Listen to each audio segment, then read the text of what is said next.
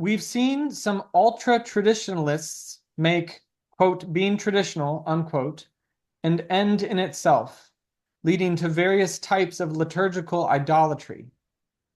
But similarly, isn't there a danger that beauty and worship could become an idol, distracting us from the actual object of worship, namely Christ? We've seen some ultra-traditionalists make being traditional an end in itself, leading to various types of liturgical idolatry. But similarly, isn't there a danger that beauty in worship could become an idol, distracting us from the actual object of worship, namely Christ? I'll jump in here real quick.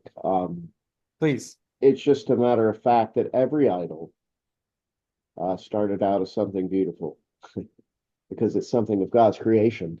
And as I said, everything that exists is beautiful in some degree because it has its being from God, and beauty is a property of being.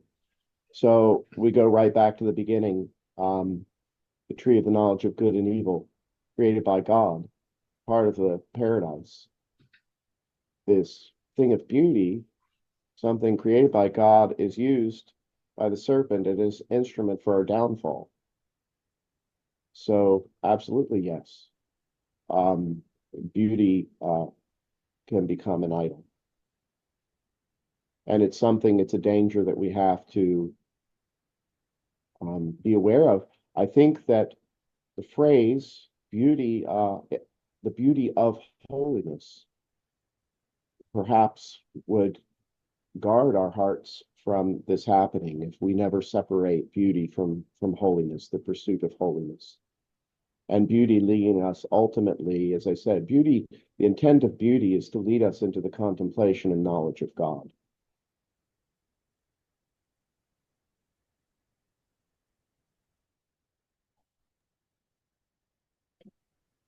Robin and Nazar, either of you want to jump in? If not, I'll move to the next question. Thank you, Father. I can speak to this a little bit.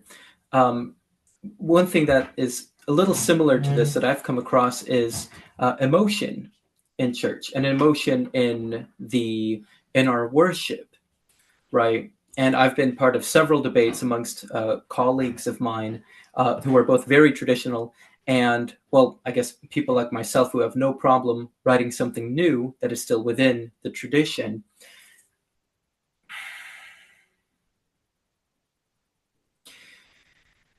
If any of you have ever experienced this in a service where the priest is reading the gospel or someone is reading a passage during the service and they start tearing up, right? Nobody stops them and says, wait, that's inappropriate. We shouldn't be emotional. We need to keep our emotions in check. That would be a terrible thing. There's almost this holy moment where everyone is just quiet and your attention is actually drawn more, right, towards what is being said. So I think the problem comes if we are being ostentatious about it, right? If we are performing a piece of music that is, well, it's written for its own sake, right? And a lot of music has. I mean, but most music these days is about self-expression. So as long as the focus is on the liturgical texts, and that's something that I am very big on. I don't write a word of music until I've memorized and internalized and researched the text that I'm working on. So as long as our focus is on the text and what the function of the hymn is it for communion? Is it for a procession, etc.?